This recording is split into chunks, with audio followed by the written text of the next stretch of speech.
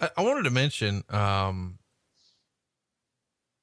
this is 13,500 fans on hand here in Richfield, Ohio. And the show does a 2.82 buy rate. What do you remember the expectations for a show like this being? This is really only the second one. It is a relatively new concept for you guys. Pay-per-view is still very much in its infancy, and you're running it on Thanksgiving night. Chat me up. You really had no expectations as far as numbers because so much of that was new. We were all about dollars and cents. However, in 1988, you have to understand there still was not a large pay-per-view universe. It was out there and it was more than there was in 1987. But by 1988, you still have companies coming on and still are not able to deliver the pay-per-views. And people still had to go to closed circuit, and or wait for the videotape to come out. So it was a universe that was growing every week. You obviously thought that you're going to do more because every single time you did a pay-per-view, now we were at 3, WrestleMania, SummerSlam, and Survivor Series, that you figured it was going to be more just because there were more addressable homes each time you did it.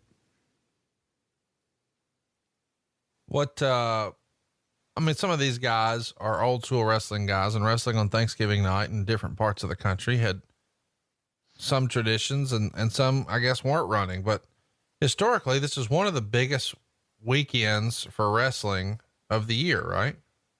Everywhere except New York. In the New York territory, they never ran Thanksgiving or Christmas. And traditionally, as you just said, everywhere else in the country, Thanksgiving night, Christmas Day, the only one you didn't run was Christmas Eve. New Year's Eve, but Christmas night and Thanksgiving night, huge business. Those were the big weekends for almost every other territory in the country. Why do you think New York just stayed away from the concept when everybody else was doing it? I think because of family, and there was a feeling that people, especially in New York, that's where they were based. So the family gets together and they stay together all night long and all day long. Vince didn't feel that people would want to leave their homes to go out and do something else and go pay and go see a live event. And obviously there were live events then, but when pay-per-view came along, and Vince, here's the other thing, Vince's favorite holiday? Thanksgiving. So he liked to stay at home. He liked to have his Thanksgiving at home and be there with the family and chill out. So it was something that he didn't want to be out working, which is funny now when you think about it, because if there's an opportunity to work, he's working.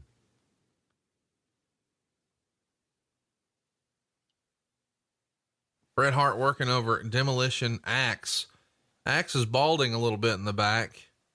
You've talked a lot about the lengths that you guys would go to make Hogan look less bald.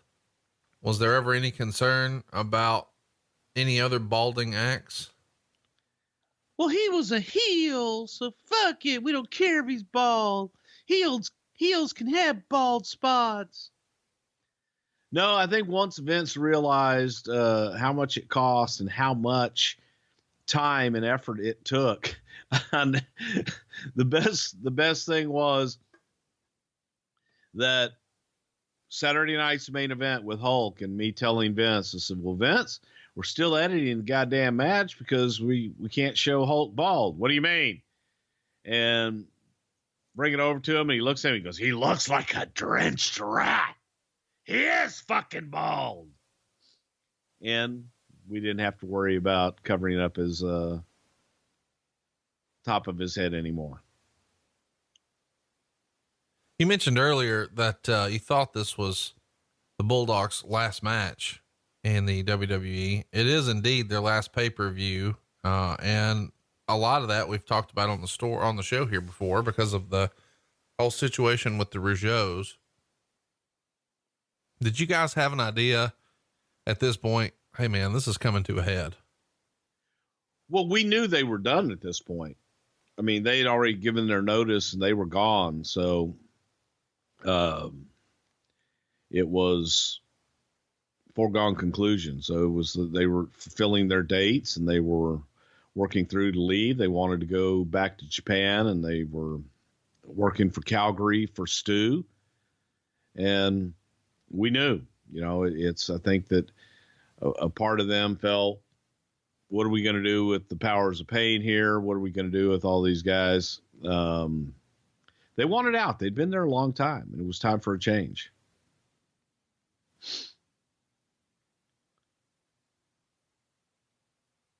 And do you know which conquistador that is right there? That's either one or two. That is Numero Uno. And who was portraying Numero Uno here? That would be Johnny Rods. And who is number two here? Jose Luis Rivera.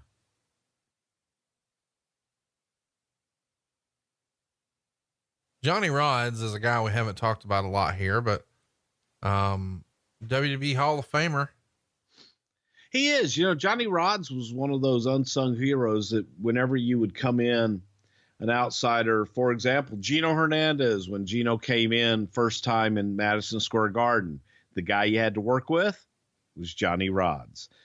Kevin Von Erich, first time Madison Square Garden, guy you got to work with, Johnny Rods.